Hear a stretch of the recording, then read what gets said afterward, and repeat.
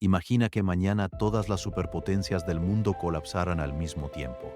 Las capitales arderían hasta los cimientos, las rutas de comercio se cortarían de forma abrupta, ejércitos enteros desaparecerían y una edad de oscuridad cubriría naciones enteras en menos de una generación. Esto no es una advertencia futurista, sino un evento que ya ocurrió exactamente en el año 1177 a.C.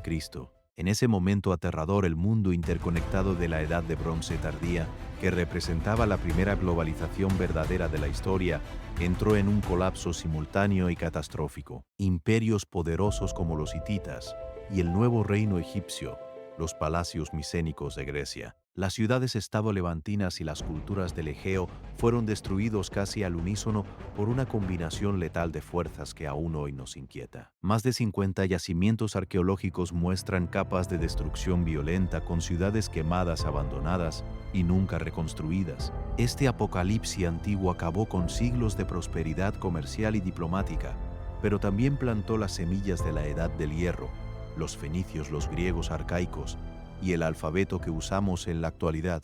Gracias a investigaciones científicas recientes que incluyen análisis de ADN antiguo, datos paleoclimáticos de alta resolución y modelos avanzados de sistemas complejos, ahora podemos reconstruir cómo una civilización globalizada pudo desmoronarse tan completamente y por qué sus lecciones sobre fragilidad humana son absolutamente relevantes para nuestro mundo actual, enfrentando cambio climático, disrupciones en cadenas de suministro y tensiones geopolíticas. Hace 3.300 años, el Mediterráneo Oriental era el centro de un sistema de civilizaciones tan interdependientes que podemos considerarlo la primera era de globalización en la historia de la humanidad. Entre el 1500 a.C. y el 1200 a.C., imperios y reinos formaban una red compleja unida por el comercio de metales esenciales, el cobre de la isla de Chipre y el estaño que llegaba desde regiones tan distantes como las montañas del actual Afganistán.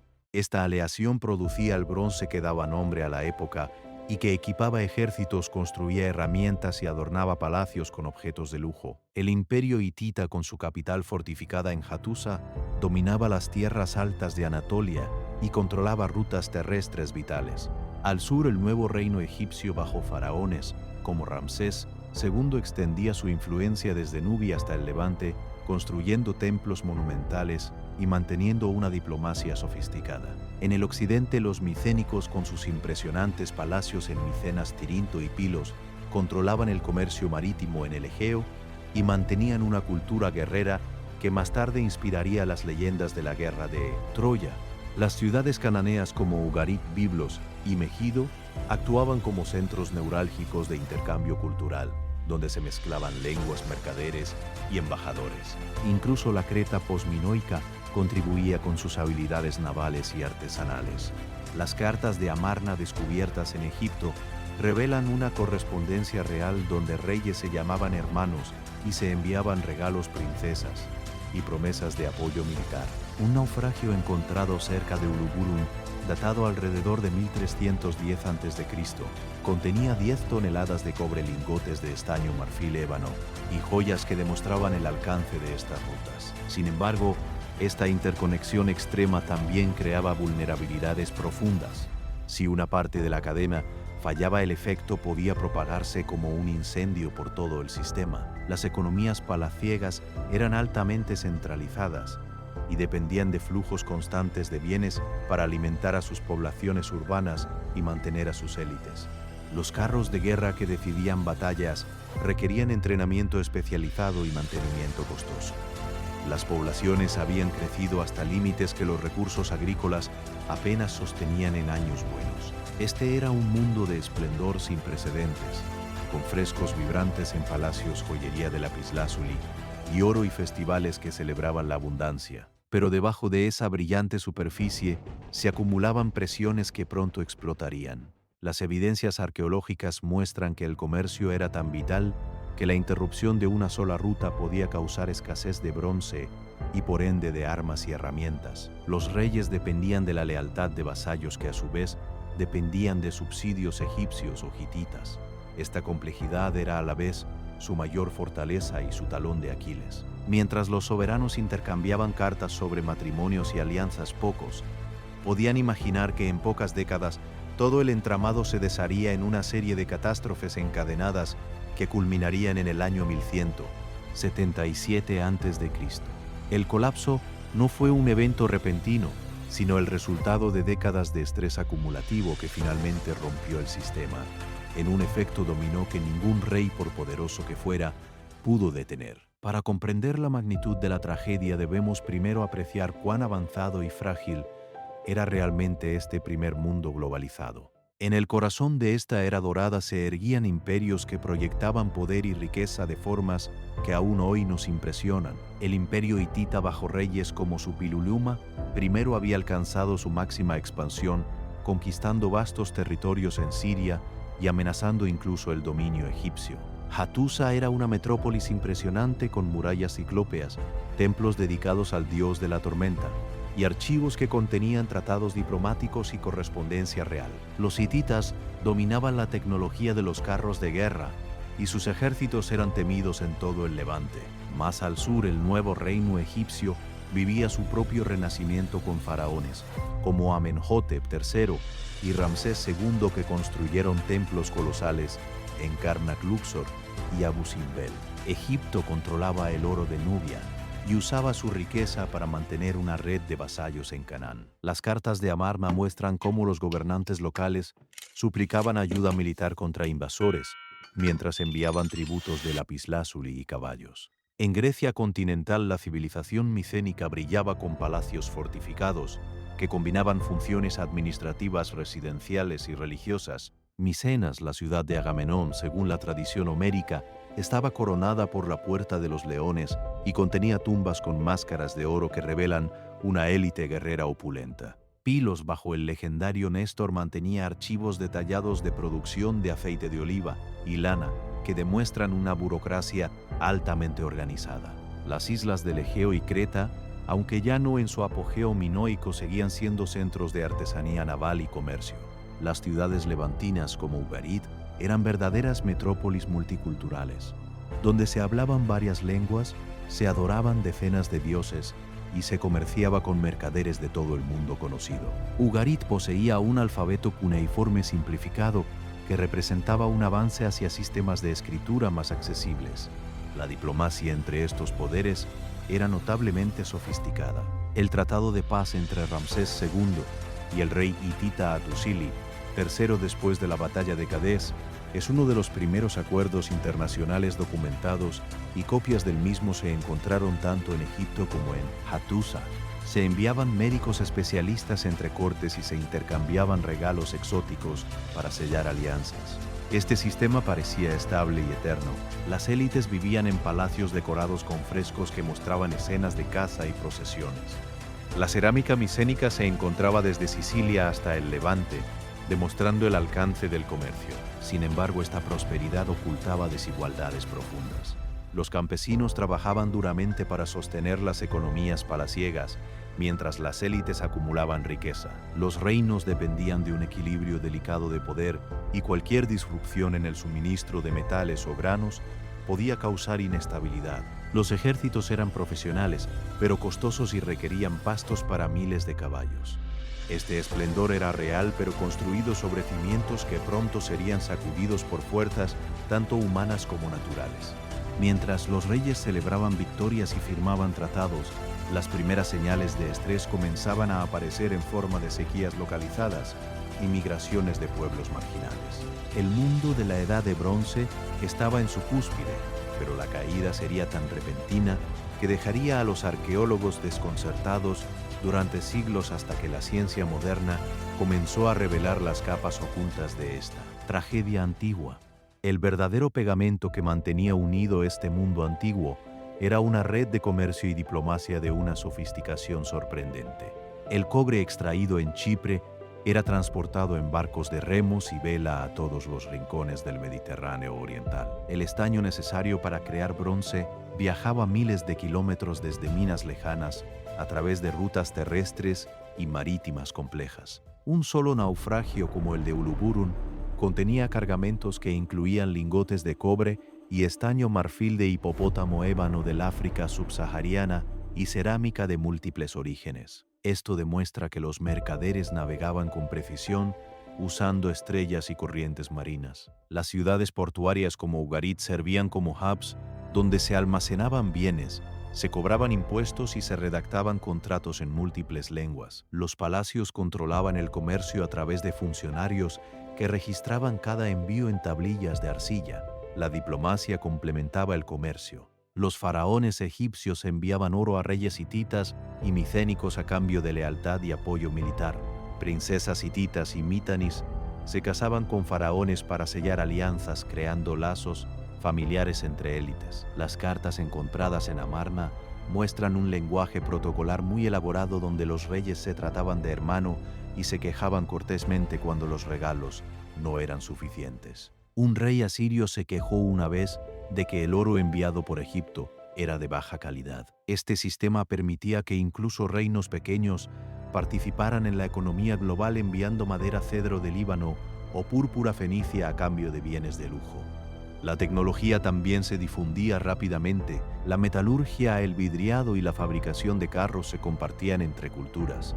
Sin embargo, esta interdependencia creaba riesgos sistémicos. Si las minas de cobre en Chipre eran amenazadas, o si las rutas de estaño se interrumpían por conflictos, la producción de bronce caía en picada, afectando tanto a armas como a herramientas agrícolas.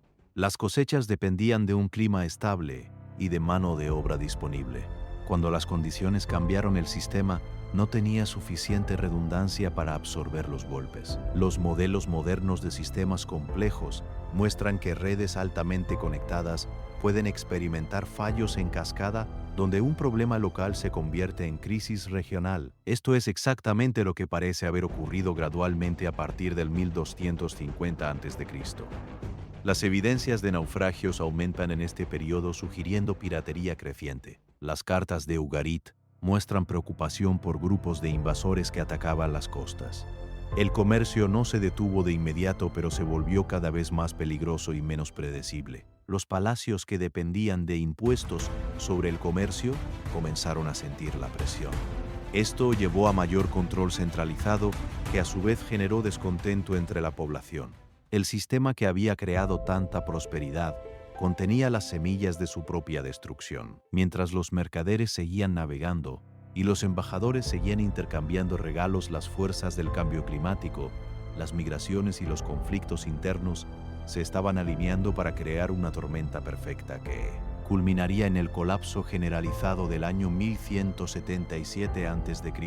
Cuando los arqueólogos excavaron los niveles correspondientes al final de la Edad de Bronce tardía, encontraron una historia de destrucción que se repetía en más de 50 yacimientos a lo largo del Mediterráneo oriental. En Atusa, la capital hitita, las murallas fueron derribadas y los templos incendiados, dejando una capa de cenizas que selló la ciudad para siempre. En el Levante, Ugarit fue arrasada por el fuego y nunca volvió a ser habitada en su antigua gloria. Sus archivos de tablillas muestran cartas desesperadas pidiendo ayuda naval que nunca llegó. Micenas y Tirinto, en Grecia, vieron sus palacios quemados y sus fortificaciones inutilizadas, mientras la población se dispersaba hacia zonas rurales más pequeñas. En Egipto, aunque el colapso no fue total, los registros muestran una pérdida de control sobre el Levante y una serie de invasiones que amenazaron las fronteras del delta. Las evidencias son consistentes en toda la región. Ciudades que habían sido prósperas durante siglos muestran signos de incendio repentino, abandono y colapso demográfico. No hay señales de reconstrucción inmediata en muchos sitios, lo que sugiere que el conocimiento técnico y la organización social se perdieron temporalmente. Los cementerios muestran cambios en los patrones de entierro, indicando estrés nutricional y posiblemente enfermedades. El comercio de bienes de lujo desaparece casi por completo de los registros arqueológicos durante las décadas siguientes. Esto indica que las rutas marítimas se volvieron demasiado peligrosas o que los centros productores habían sido destruidos. La escritura lineal B usada por los micénicos desaparece completamente y no será reinventada hasta siglos después. Esto apunta a un colapso de las burocracias palaciegas, que dependían de escribas especializados. Sin embargo, No todos los lugares fueron afectados de la misma manera. Algunas ciudades costeras pequeñas sobrevivieron adaptándose a nuevas realidades, mientras que los grandes centros palaciegos fueron los más golpeados. Esto sugiere que el colapso afectó principalmente a las estructuras centralizadas y elitistas. Los invasores o migrantes parecen haber atacado selectivamente los símbolos de poder. En Medinet Abu, los relieves de Ramsés III muestran batallas navales épicas contra grupos conocidos colectivamente como los pueblos del mar. Estos relieves representan uno de los documentos visuales más importantes del colapso, mostrando barcos de invasores con guerreros armados con espadas y lanzas. Los pueblos del mar incluyen grupos con nombres como los Shardana, los Shekelesh, los Denayen y los Peleset, que posiblemente se correspondan con sardenos, sicilianos, daneses y filisteos. El enigma persiste sobre si eran invasores puros o refugiados de otras regiones colapsadas que se volvieron depredadores. Las evidencias arqueológicas combinadas con textos egipcios, hititas y ugaríticos pintan un cuadro de caos generalizado donde múltiples factores se reforzaban mutuamente. Terremotos pudieron haber debilitado las ciudades, sequías pudieron haber causado hambrunas y los pueblos del mar pudieron haber explotado estas debilidades. El resultado fue una regresión social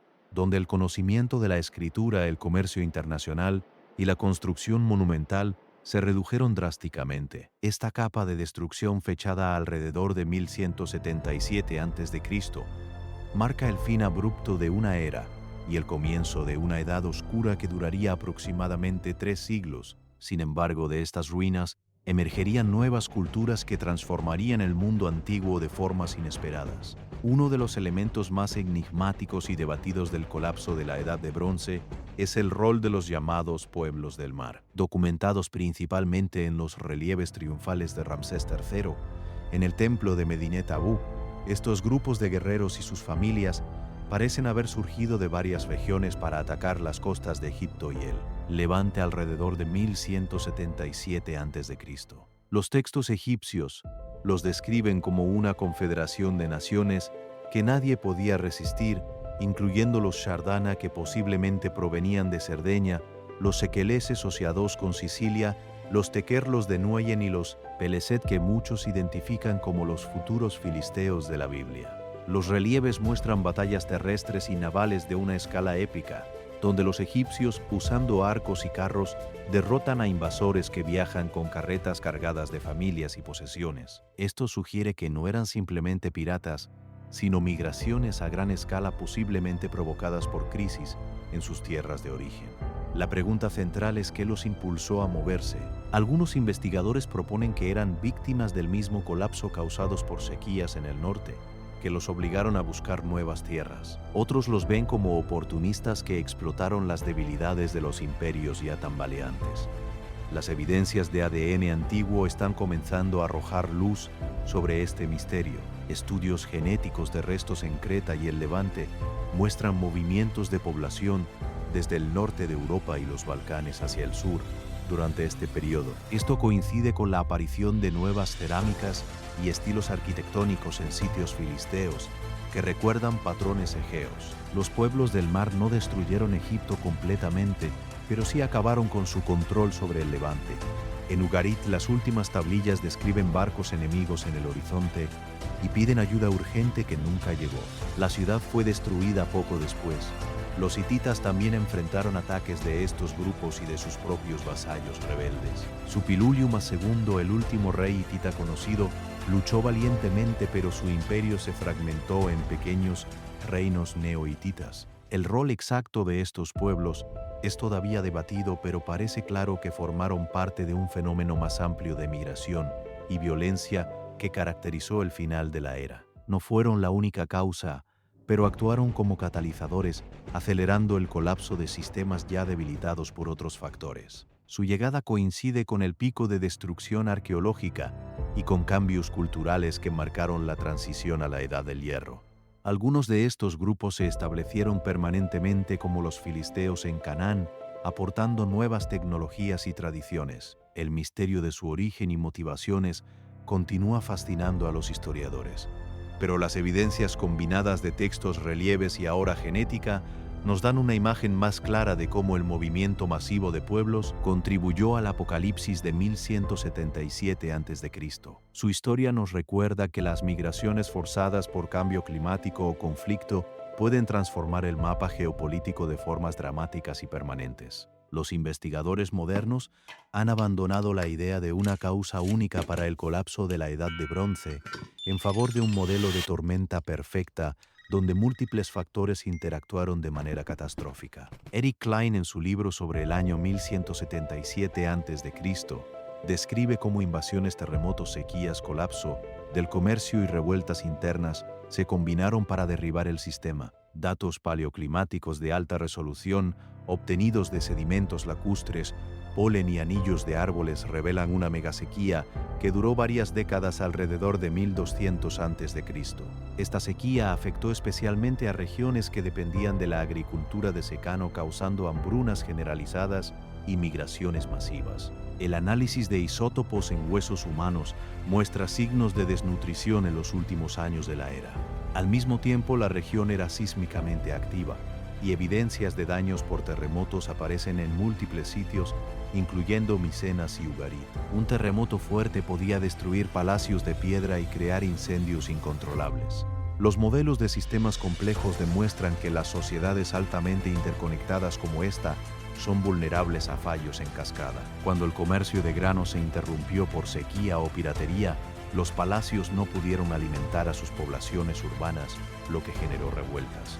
Las élites perdieron legitimidad cuando no pudieron proveer seguridad o recursos. El ADN antiguo extraído de tumbas de este periodo muestra una mezcla genética que indica movimientos poblacionales significativos desde el norte hacia el sur, coincidiendo con la llegada de los pueblos del mar. Esto sugiere que el cambio climático pudo haber desplazado comunidades enteras, convirtiéndolas en fuerzas migratorias o invasoras. La interrupción de las rutas de estaño fue particularmente devastadora, porque sin estaño no había bronce y sin bronce las armas y herramientas fallaban. Esto llevó a experimentos con hierro que eventualmente daría nombre a la era siguiente. Las revueltas internas también jugaron un rol. En Egipto hubo huelgas de trabajadores y en el imperio hitita vasallos se rebelaron aprovechando la debilidad central. Cada factor agravaba a los otros, creando un efecto dominó que ningún líder individual podía detener. La ciencia actual nos permite ver esto no como una serie de desgracias aleatorias, sino como el resultado predecible de una sociedad que había alcanzado niveles de complejidad que superaban su capacidad de resiliencia. Estudios de resiliencia social muestran que sociedades con alta dependencia de un solo recurso o ruta comercial son especialmente frágiles ante perturbaciones múltiples. El colapso de 1177 a.C. es, por tanto, un caso de estudio perfecto para entender cómo las civilizaciones globalizadas pueden fallar. Estas investigaciones recientes que combinan arqueología, climatología, genética y teoría de sistemas nos dan una comprensión mucho más profunda que la disponible hace solo 2 décadas y nos permiten extraer lecciones directas para nuestra propia era de interconexión global. En medio del caos, emergen figuras históricas que lucharon hasta el final por salvar sus mundos. Suppiluliuma II, el último rey conocido del imperio hitita, enfrentó una situación desesperada. Cartas de sus vasallos en Ugarit describen flotas enemigas y piden ayuda naval que el rey hitita trató de proporcionar enviando barcos que nunca regresaron. Suppiluliuma II reinó durante un periodo de declive donde Hattusa misma fue amenazada. Sus inscripciones muestran intentos de mantener el orden tradicional, pero el imperio se fragmentó bajo la presión combinada de invasores externos y rebeliones internas. Su destino final es incierto, pero con su muerte el gran imperio hitita dejó de existir como entidad unificada, dando paso a pequeños reinos neohítitas que preservarían algunos elementos de la cultura. En Egipto, Ramsés III enfrentó una de las pruebas más severas de la historia faraónica. En el 8º año de su reinado, que corresponde aproximadamente a 1177 a.C., tuvo que defender su reino contra una invasión masiva de los pueblos del mar. Los relieves en Medinet Abu narran esta victoria en detalle, mostrando al faraón como un héroe divino que derrota a los invasores en batallas terrestres y una gran batalla naval en el delta del Nilo. Ramsés III reclamó haber salvado Egipto, pero el costo fue enorme. El tesoro real se agotó, las fronteras se contrajeron y el control sobre el Levante se perdió para siempre. Textos posteriores muestran que su reinado fue seguido por inestabilidad económica e inflación. Estas batallas no fueron simples conflictos militares, sino choques entre un mundo antiguo ordenado y fuerzas de cambio que representaban nuevas realidades. Los últimos reyes operaban con información incompleta y recursos menguantes. Suppiluliuma II no podía saber que la sequía estaba afectando a todo el Mediterráneo. Y Ramsés III, aunque victorioso, no pudo prevenir el colapso gradual de la economía egipcia. Sus esfuerzos heroicos retrasaron pero no evitaron el inevitable declive. Otras figuras como los reyes de Ugarit enviaron mensajes desesperados que revelan el pánico de las élites cuando vieron su mundo desmoronarse. Un gobernador escribió que sus tropas habían sido enviadas a Hattusa y sus barcos a Luca, dejando su ciudad indefensa. Estas comunicaciones humanas a través de 3000 años nos conectan emocionalmente con el terror de aquellos momentos finales. Las batallas representadas en Medinet Abú, con sus detalles de barcos volcados y guerreros cayendo al mar, nos dan una ventana vívida a la violencia del periodo. Sin embargo, incluso en la victoria, Ramsés III tuvo que incorporar a algunos de los invasores como mercenarios, lo que cambió la composición étnica y militar de Egipto. Estos reyes del fin de la era son trágicos porque lucharon con valentía contra fuerzas que superaban su comprensión y sus recursos. Su legado es ambiguo, ya que aunque preservaron algunos elementos de sus culturas, el mundo que conocían desapareció para siempre, abriendo paso a una era completamente nueva. Aunque el colapso de 1177 a.C. marcó el fin de una era brillante, también actuó como un crisol que permitió el nacimiento de nuevas culturas y tecnologías que definirían el mundo posterior. Con el colapso de las rutas de estaño, la producción de bronce se volvió imposible en las cantidades anteriores, lo que aceleró la adopción generalizada del hierro. Esta metalurgia, más accesible porque el hierro es más común que el estaño, permitió a comunidades más pequeñas producir sus propias herramientas y armas, democratizando en cierta medida el poder militar. De las cenizas de los palacios micénicos emergieron eventualmente las ciudades-estado griegas que darían origen a la filosofía, la democracia y el teatro occidental. Los fenicios, herederos de las tradiciones cananeas, desarrollaron un alfabeto simplificado basado en el sistema ugarítico que se difundió por todo el Mediterráneo y se convirtió en la base de los alfabetos griego-romano y moderno. Esto representa uno de los legados más duraderos del colapso, ya que la escritura se volvió accesible más allá de las élites burocráticas. En el Levante surgieron los reinos israelitas que preservarían tradiciones que formarían la base de las religiones abrahámicas. La Edad Oscura que siguió no fue un periodo de estancamiento total, sino de transformación, donde tecnologías y ideas se redistribuyeron de formas nuevas. Los conocimientos de navegación y comercio que habían sido monopolio de los palacios fueron adoptados por grupos más pequeños y flexibles, como los fenicios que establecieron colonias desde Cartago hasta Cádiz. La pérdida de las burocracias centralizadas permitió mayor innovación local, aunque a costa de la monumentalidad y el lujo anterior. Las evidencias arqueológicas muestran una simplificación inicial, seguida de una recuperación gradual con nuevas formas artísticas y patrones de asentamiento. El colapso eliminó las rigideces del sistema palaciego, permitiendo experimentos sociales que eventualmente llevaron a la Edad Axial con sus avances filosóficos y religiosos alrededor del 800 a.C. Este renacimiento no habría sido posible sin el espacio creado por la destrucción anterior. El legado incluye también lecciones sobre resiliencia humana. A pesar de la magnitud del desastre, las poblaciones sobrevivieron adaptándose a condiciones más duras y creando nuevas identidades culturales. Los griegos arcaicos miraban hacia la edad micénica como una era de héroes, lo que preservó la memoria colectiva a través de la tradición oral que culminó en las epopeyas homéricas. De esta manera, el colapso no borró completamente el pasado, sino que lo transformó en mito fundacional. La transición a la Edad del Hierro fue por tanto una ruptura como una continuidad, donde elementos del mundo anterior se recombinaron con innovaciones para crear algo nuevo y dinámico. Este patrón de colapso y renacimiento es común en la historia humana y nos ofrece esperanza al mostrar que incluso después de apocalipsis, aparentemente totales, las sociedades pueden reinventarse y avanzar hacia formas más sostenibles. El colapso de la Edad de Bronce no es solo una curiosidad histórica, sino una advertencia directa para nuestra propia civilización globalizada, que enfrenta desafíos notablemente similares.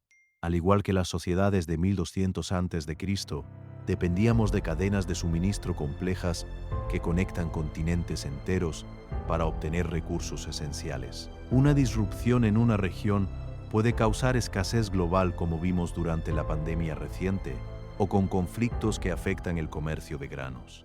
El cambio climático que causó megasequías entonces está acelerando hoy con olas de calor, sequías extremas y eventos meteorológicos impredecibles que amenazan la producción agrícola. Los modelos de sistemas complejos aplicados a nuestra economía muestran que nuestra interconexión extrema puede amplificar shocks locales, convirtiéndolos en crisis globales. La dependencia de tecnologías especializadas y cadenas de suministro just-in-time nos hace vulnerables de maneras que los antiguos palacios entenderían bien.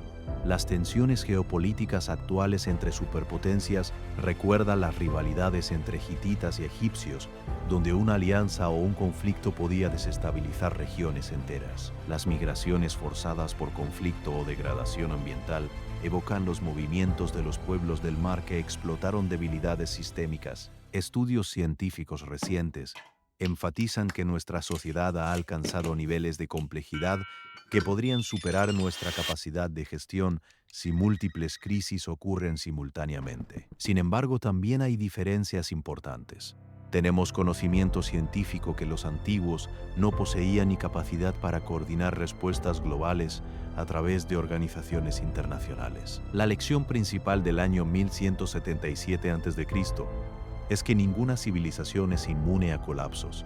Si ignora las señales de estrés ambiental y social, debemos construir redundancia en nuestros sistemas, diversificar fuentes de recursos y reducir desigualdades que erosionan la cohesión social. La historia del colapso de la Edad de Bronce nos muestra que la globalización trae prosperidad, pero también riesgos que requieren gestión cuidadosa. Al estudiar este apocalipsis antiguo, ganamos perspectiva sobre cómo fortalecer nuestra propia sociedad contra amenazas existenciales. Las investigaciones en paleoclimatología y genética nos equipan con herramientas para anticipar y mitigar desastres que los antiguos solo pudieron sufrir. El renacimiento que siguió al colapso nos da esperanza de que incluso después de grandes crisis, la humanidad puede innovar y construir sociedades más resilientes. Nuestra tarea es aprender estas lecciones antes de que sea demasiado tarde y asegurar que nuestro mundo interconectado no repita los errores que llevaron al fin de la primera globalización